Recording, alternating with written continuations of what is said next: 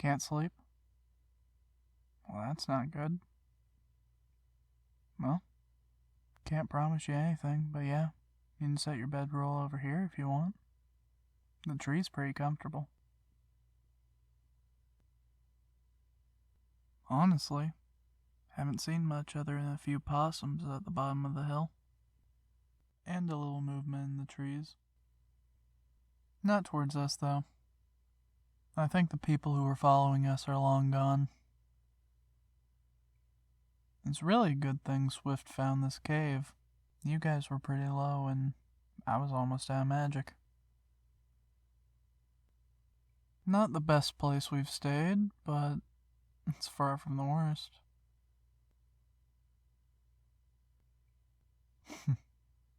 I was humming that song we heard when we ran protection detail for that noble.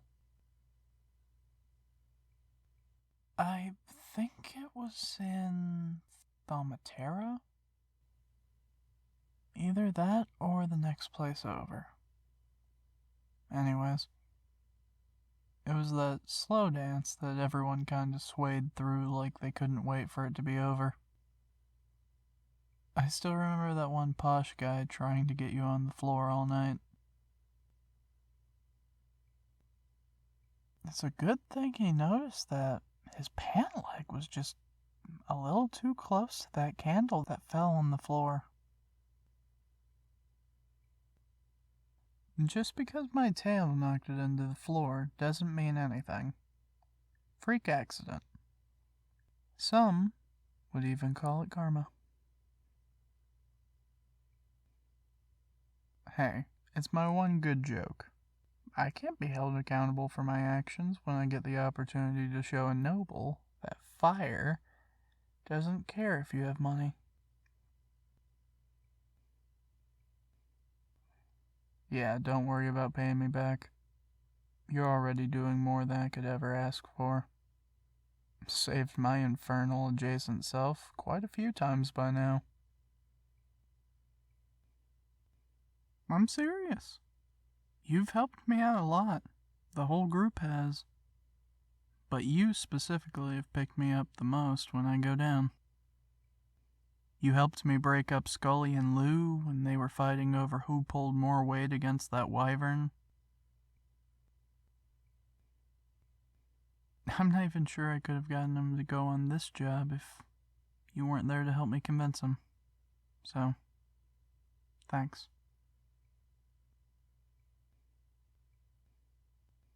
What's keeping you awake anyways? Just worried about tomorrow, or what?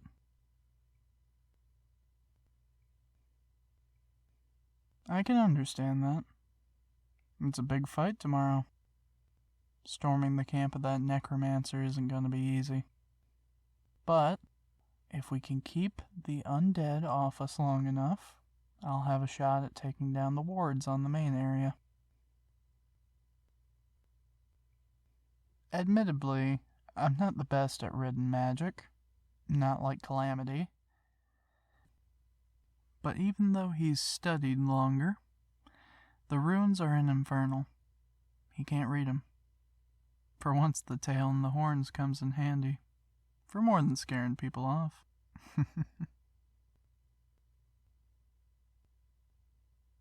Oh, you like my tail and horns. It's not common for people to like tieflings. We're kinda hellspawn to a large amount of people. But that's one reason I like this group.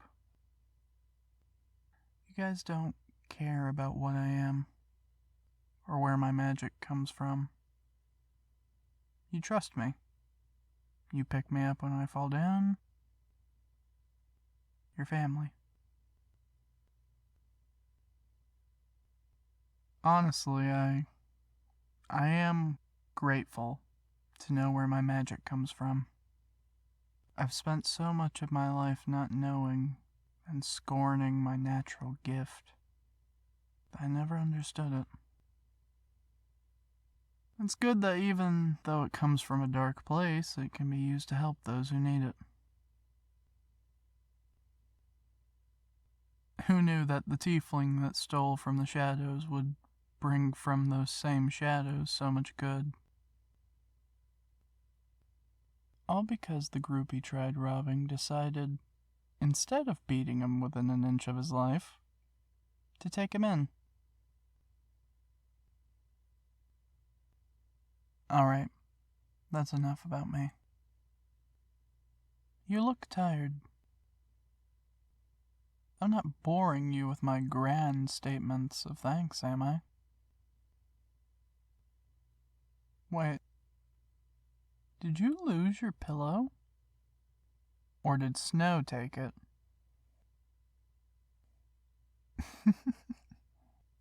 Gods, snow can be such a baby. Here, you can use my tail or my leg.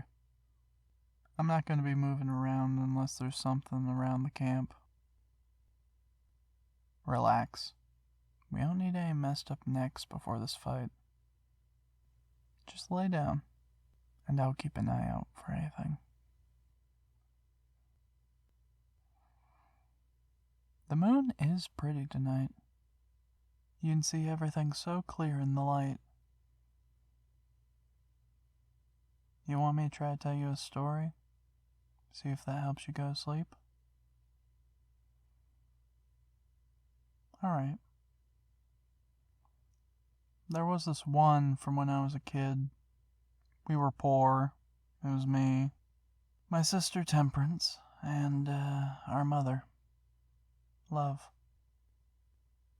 Sharing one room in our cart, we were in a caravan with other tieflings. My mother was a gifted fortune teller, because her magic turned toward natural divination. She was a kind woman, tried her best. One night, me and my sister asked her why the moon changes shape. We spent a lot of time sitting on top of the cart and looking up at the sky while our mother worked late. People coming in and out of the tent that we helped put up next to the cart, having their futures revealed. Some of them not very happy, but that night we got washed up and Mother had collapsed face down on the bed. So me and my sister flanked her on both sides and we jumped on her, trying to cheer her up, which kinda worked. She at first wasn't very pleased, but she thought it was cute. So she turned over and we sat on our sides of the bed, looking at her. I was always the negotiator, so I gave her a little flower crown me and Temperance made. She hung it off one of her horns as we asked. She gave us a funny look and then agreed to tell us. Big advocate of curiosity, my mother. So we crawled under the covers and we took our spots, followed by my mother wrapping us up in her arms. And then she started. My children, you want to hear about the moon and its many shapes? Well, my darlings, the moon is a very special gift from the gods. For the world in which we live in was at one time very different. The different planes of existence fought over our world, so they could use its territories to embolden their own factions. Angels, devils, the Fae, and the monstrous beings that are derived from madness, and many more were once all here, walking amongst the material plane we call home. Then came the gods. They saw possibility in the world, but the chaos from the different planes was snuffing it out before it could blossom.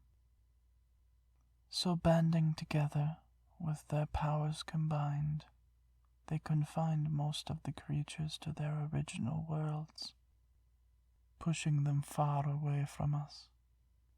But, unfortunately, some of the factions were too strong to be pushed far enough away.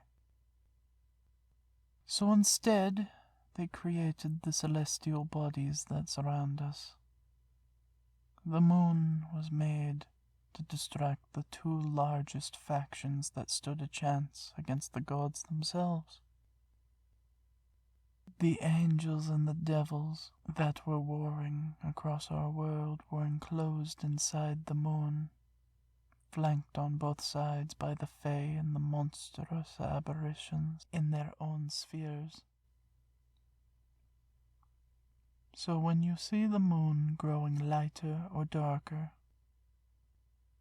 it is simply the ever-present conflict of the angels and the devils, waxing and waning. But fear not, my children, for the balance of these forces keeps them from gaining the upper hand for long. Therefore, it is the perfect cage for those who want to take this world. It was an interesting story. It scared poor Temperance under the sheets. But I saw in my mother's eyes that we were safe. And so I never really worried about the presence of infernal and celestial over our heads. Instead, being comfortable in her embrace as I fell asleep with my newfound knowledge. Kinda like you, my friend. Sleep well.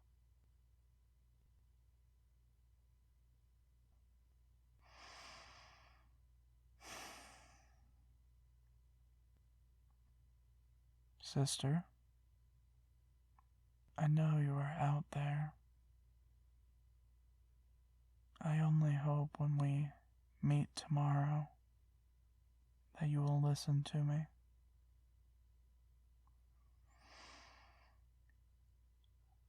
I love you, and I will see you soon.